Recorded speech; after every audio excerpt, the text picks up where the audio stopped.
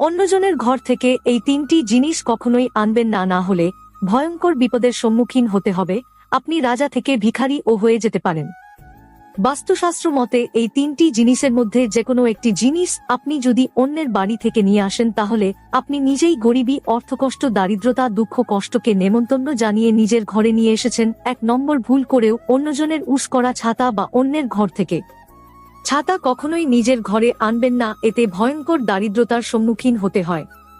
2 নম্বর, কখনোই ভুল করে অন্যজনের ব্যবহার করা সিঁদুর নিজের ঘরে নিয়ে আসবেন না, এতে মা লক্ষ্মী ও মা দুর্গা রাগান্বিত হয় এবং ঘরে দারিদ্রতা, অর্থকষ্ট, সংসারের অমঙ্গল নেমে আসে। 3 নম্বর, অন্যের ঘর থেকে ভুলেও জুতো বা চপ্পল নিয়ে আসবেন না, এতে বাবা শনিদেব অত্যন্ত রুষ্ট হন এবং সেই সংসারে শারীরিক সমস্যা দেখা যায় এবং শনিদেবের অশুভ দৃষ্টি সেই পরিবারের থাকে। ভিডিওতে একটি লাইক করে কমেন্টে জয় মা লক্ষ্মী লিখে কমেন্ট অবশ্যই করুন।